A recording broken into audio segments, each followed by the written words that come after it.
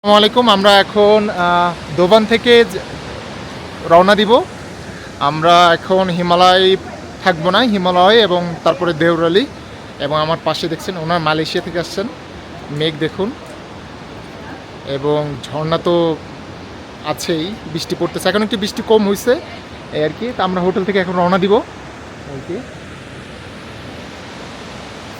যে এখানে দেখুন লো ভোল্টেজ, এখানে লো ভোল্টেজ হওয়ার কারণে আপনি মোবাইল বা অন্য কিছু চার্জ দিতে পারবেন না এবং ওয়াইফাইও থাকবে না, সেইটা মাথায় নিয়েই এখানে আসবেন। এবং আরেকটা বিষয় হচ্ছে আপনারা সিম, আমি যে সিম কিনছি, এই যে সিমের ক্ষেত্রে দেখেন নো সার্ভিস লেখা উঠতেছে।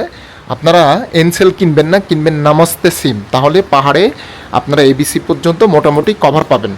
আর একটা বিষয় বলি, এখানে কোনো আগুন জ্বালাইতে দেয় না, এরা এনভায়রনমেন্ট বিষয়ে অনেক সচেতন। কেউ কখনো আগুন জ্বালায় না এখানে, ফায়ার ইজ নট অ্যালাউ।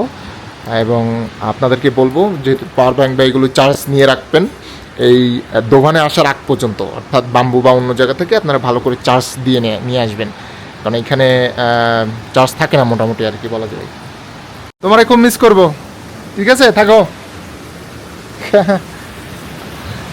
আমরা এখন রওনা দিচ্ছি, বৃষ্টিটা থেমে গেছে আলহামদুলিল্লাহ। এখন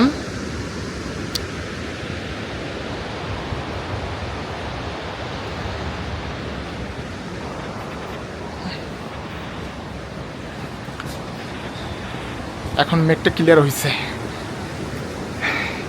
এত বৃষ্টি হয়েছে মানে বলা যাবে না। আমি তো ভাবছিলাম যে বের হইতে পারবো কি না, কিন্তু যাক দোকান থেকে বের হইতে পারছি এবং ক্লিয়ার হচ্ছে আকাশ আলহামদুলিল্লাহ। আজকে সেপ্টেম্বর মাসের 12 তারিখ।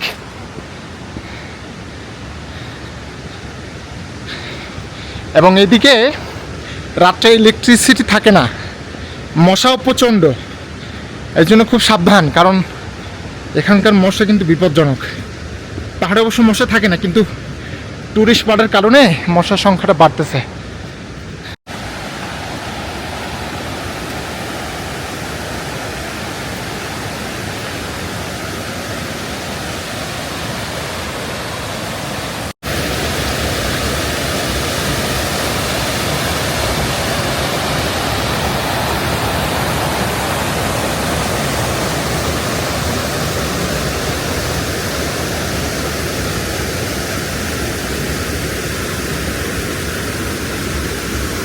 শব্দ এবং এই জায়গাটা নির্জন কখনো থাকে না, কিন্তু সেপ্টেম্বরের এই সময়টা অনেক বেশি নির্জন।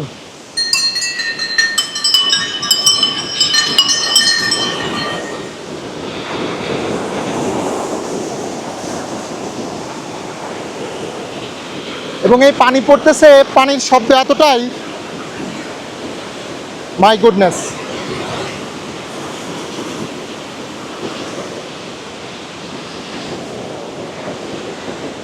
এবং এগুলো কোথা থেকে আসতেছে?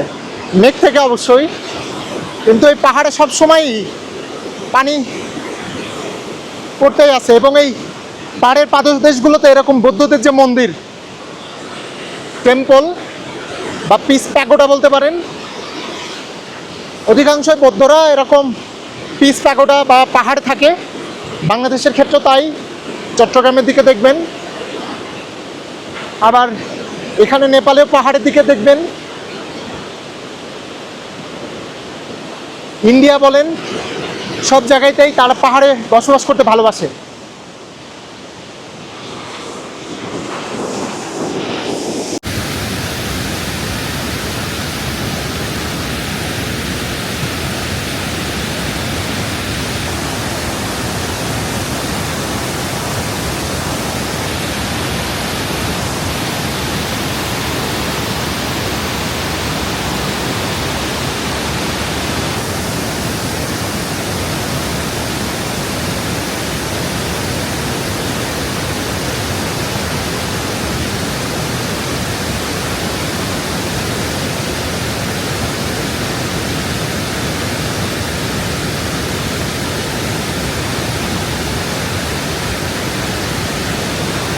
ওনাদেরকে এরকম খাবার উপরে এভাবে নিয়ে যেতে হয়, বিভিন্ন মালামাল ট্যুরিস্টদের জন্য খাবার বা ট্যুরিস্টদের ব্যাগ, দেখুন কত কষ্ট, এই জন্য এত দাম খাবারের। এটা কুকুর, কত নিচ। আমরা ঘাংরুক থেকে চমরং এবং চমরং থেকে যে দোবান এসেছিলাম সেইটার উচ্চতা ছিল প্রায় 2500 বা 2300 মিটারের মতো, কিন্তু এখন আমরা যে হিমালয় দেওরালি বা এমবিসি যাব সেটার উচ্চতা প্রায় 5000 মিটার। তো এখন পথটা আরও বেশি উঁচুতে উপরের দিকে উঠতে হবে। এতক্ষণ তো উপরে ওঠা নামা এই কাজটা করতে হচ্ছিল, এবং এই যে দেখেন কত নিচে, এবং উপরে উঠতে হবে ক্রমে উপরে পথ চলে গেছে, এখন আর নিচে নামার কোনো পথ নাই। এই জন্য এটা একটু সময় লাগবে বেশি। আশা করি দেওরালি এখান থেকে 45 মিনিট লাগবে হিমালয়ে পৌঁছতে, আর হিমালয় থেকে 2 ঘন্টা, আর হিমালয় থেকে 3 ঘন্টার মতো লাগতে পারে এমবিসি। জানি না এমবিসিতে যাইতে পারবো কি না। এমবিসিতে গেলে আগামীকাল ইনশাল্লাহ আমরা বেস ক্যাম্পে যেতে পারবো এবিসি, আর না হলে আমাদের দেওরালি থাকতে হবে। তবে চেষ্টা করবো দেওরালি থাকার। মাথা নষ্ট করা ভিউ, মানে কি বলবো, এখানে ট্রেকিং এবং অধিকাংশ পোর্টার এবং গাইডে বলতেছে আমি অনেক ফাস্ট। আমি একদিনে মানে গান্ডুক থেকে আসছি চমরং থেকে দোবান আসছি, এবং তারা বলতেছে আমি মানে দোবান থেকে এই পর্যন্ত আসছি 1.5 ঘন্টায়। তারা বলতেছে ইউ আর সো ফিট। তো এটা অসাধারণ একটা জায়গা, যে জুম করে দেখাই।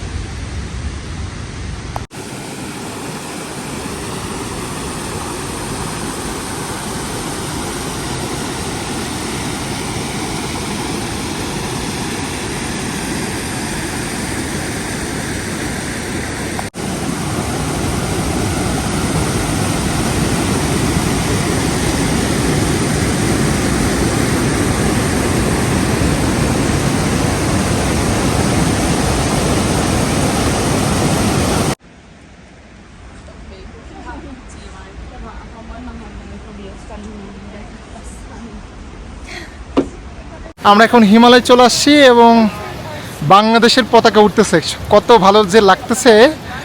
সি মানে মাই গুডনেস, এটা হিমালয়। হ্যাঁ, ঝর্ণার শব্দ শোনা যাচ্ছে।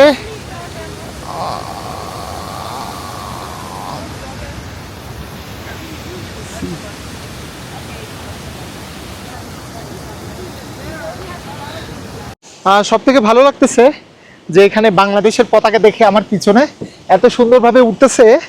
বাংলাদেশে কখনো এত সুন্দরভাবে ওড়ে না, কারণ এত সুন্দর বাতাস নাই, তো এনভায়রনমেন্ট নাই। তো খুবই ভালো লাগতেছে এত সুন্দরভাবে, মানে এটা 24 ঘন্টাই ওড়ে ঠিক এইভাবে। এবং বাংলাদেশে আমি মনে করি বাংলাদেশের পতাকা আইনটা পরিবর্তন করা উচিত, 24 ঘন্টায় বাংলাদেশের মানুষ যেন পতাকাটা ওড়াইতে পারে, কারণ এটা যখন উঠতে দেখি না তখন ভালো লাগে। এবং আমি যেহেতু রাজনীতি করি, আমার বাংলাদেশ পার্টি এবি পার্টি, তো আমাদের দলের প্রতীক হচ্ছে ঈগল। তো ঈগল যখন ওড়ে তখন কিন্তু ঈগলকে খুব ভালো দেখায়। তো ঈগলের মতোই একটা দেশের পতাকা যখন ওড়ে তখন তার গর্ব হয় আর কি। তো খুবই ভালো লাগতেছে পুরোটা আর কি। এখানে অনেক ট্যুরিস্ট, এবং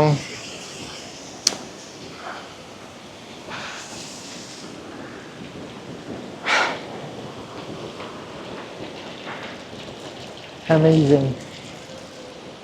এটা লাস্ট প্লেস। আপনি যদি ব্রেকফাস্ট নিতে, এই লাঞ্চ নিতে চান বাট আমি লাঞ্চ নিব না, কারণ লাঞ্চ নিলে ঘুম আসে। এত সুন্দর লাগছে। ফিলিস্তিনি পতাকা আছে, নেপালের পতাকা, এটা চায়নার পতাকা, ইন্ডিয়ার পতাকা, আর জি অ্যাডভেঞ্চার, জেড জেনারেশন না। তারপরে এটা হচ্ছে মালয়েশিয়ার পতাকা, আর তারপরে ফিলিপিনের পতাকা আছে, জাপানের পতাকা আছে, তারপরে আর্জেন্টিনার পতাকা আছে। অনেক ঠান্ডা, মানে নিঃশ্বাস ফেলতেছি গাল দিয়ে, আমাদের যেমন শীতকালে ধোয়া বের হয় ওরকম ধোয়া বের হইতেছে। So now we have to go upside. Hello, namaste. এখানে আপনারা ক্যাপাচিনো পাবেন, হ্যাঁ খুবই ভালো। এরকম জায়গা আসলে ক্যাপাচিনো পাওয়া টাফ একটা ব্যাপার। বাংলাদেশের পতাকা উঠতেছে, এখানে রেস্ট নিতে পারেন। ওকে, thank you.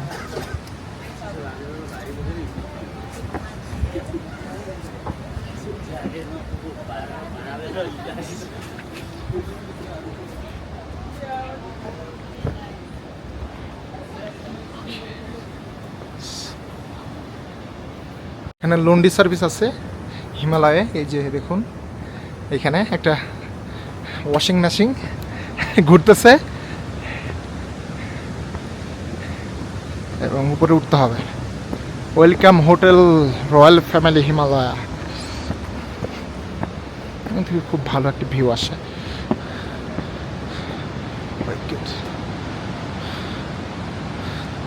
Hello, how are you? Hello, নমস্তে। Very good environment. এটা মনে হয় ল্যান্ডস্লাইড হয়েছে, বড় বড় পাথর।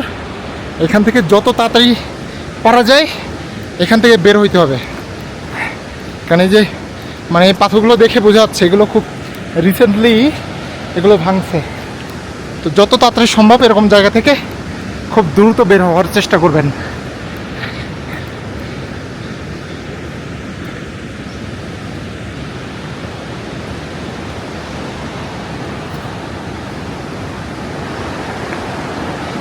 My goodness.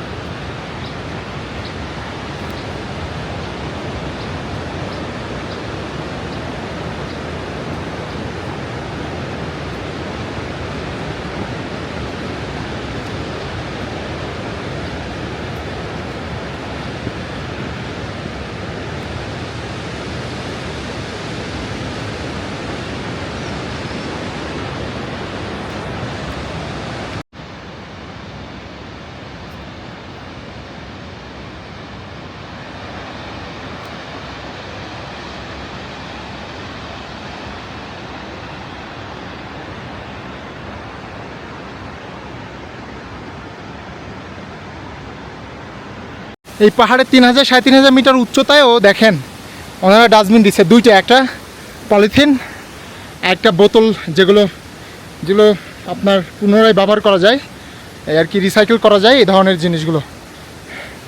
আর আমাদের বাংলাদেশে তো ডাস্টবিন ব্যবহার করা উচিত, বাংলাদেশেও সব জায়গায় ডাস্টবিন থাকা উচিত। নেপালিরা অনেক পরিষ্কার পরিচ্ছন্ন, তারা যত্রতত্র ময়লা ফেলে নেয়, এখানে যে টুরিস্ট আছে তারাও এটা ফলো করে। উপরে ওঠার সাথে সাথে মাউন্টেন সিকনেস তো আছেই, মাথা ঘোরা। আর যদিও আমার অতটা ফিল হচ্ছে না, কিন্তু আমি বুঝতে পারতেছি যে আমার জায়গায় অন্য কেউ হলে এটা হতো, কারণ আমি লিটিল বিট অনুভব করতে পারতেছি যে এটা মাউন্টেন সিকনেসের কারণে। আর মেঘ চলে আসতেছে দেখেন কত সুন্দরভাবে, এই যে মানে পুরা কভার হয়ে যাইতেছে মেঘ, এবং আমি ফিল করতে পারতেছি আমার মানে বাতাসটা যে লাগতেছে এত ঠান্ডা পুরা। কারণ আমাকে প্রস্তুতি নিতে হবে, যে কোনো সময় বৃষ্টি আসতে পারে।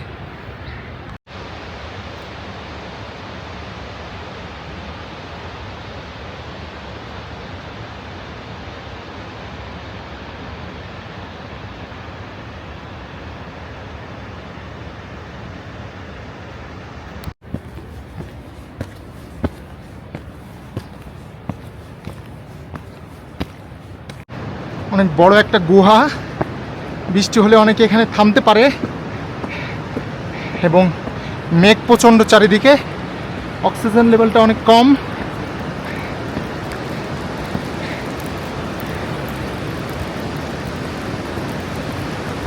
See, my goodness.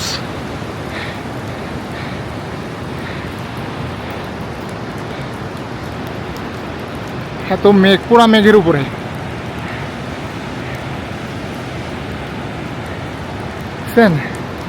Let's see. কত বড় গুহা, বৌদ্ধদের একটা মন্দির। সূর্যমুখী ফুলের মতো এই মেঘের দেশে যে ফুল ফোটে এটা জানতাম না, এবং পাহাড়ি এই বুনো ফুলগুলো ফুটে আছে। হ্যাঁ, একেবারে চারিদিকে মেঘ, এই যে দেখেন, এবং অক্সিজেন লেভেল একটু কম, এবং ঝর্ণা পানি পড়তেছে। দেখুন সামনে যেতে হবে।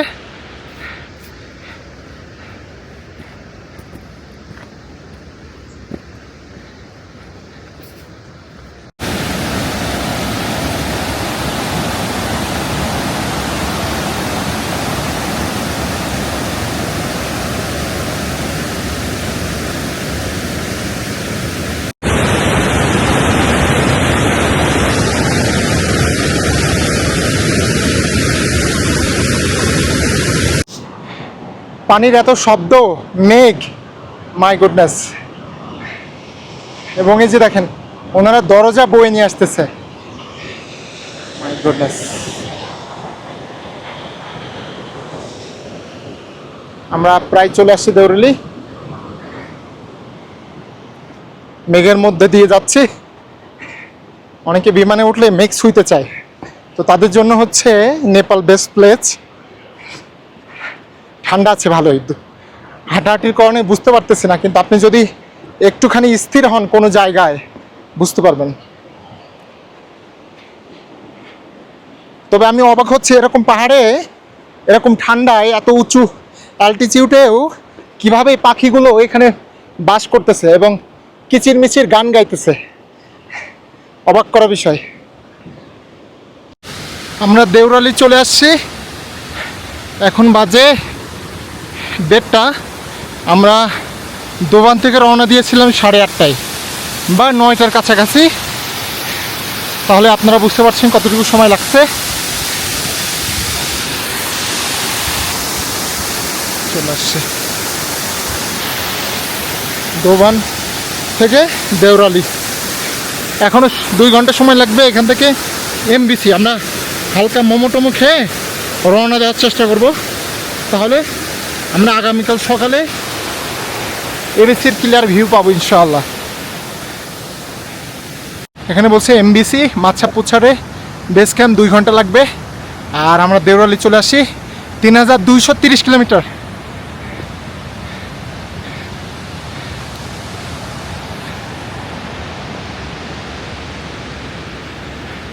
একটা মেঘের উপরে ঘর দেখুন।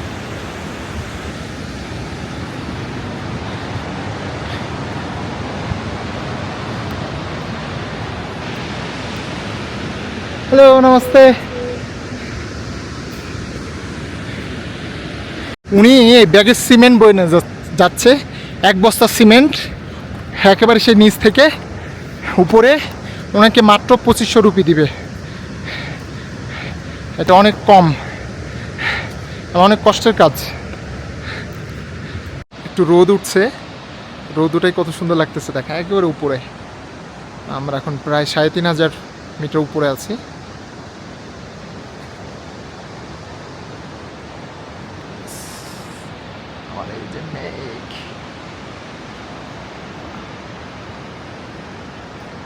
এবং এখানে থামছি। এরা আমাকে খাওয়ার সময় আপনারা একটা জিনিস করবেন, ওনার কাছে ওয়াইফাই পাসওয়ার্ড চাইলে ওনার ওয়াইফাই পাসওয়ার্ড দিবে। আপনি যেখানে বিশ্রাম নেবেন চার্জ দিতে পারবেন বা ওয়াইফাই আপনি নিয়ে ব্যবহার করতে পারবেন। আমি ডাল ভাতে অর্ডার করছি 700 রুপিতে।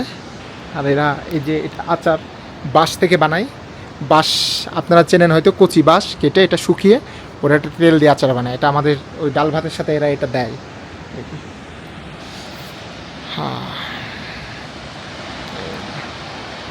পানি পড়তেছে। সানেরিলা অন্নপূর্ণা রেস্টুরেন্টে এখানে ডাল ভাত খাচ্ছি 700 রুপিতে, আমাকে সাথে একটু গরম পানিও দিবে। এই আর কি, এখান থেকে এই যে ভিউ, এই আর কি।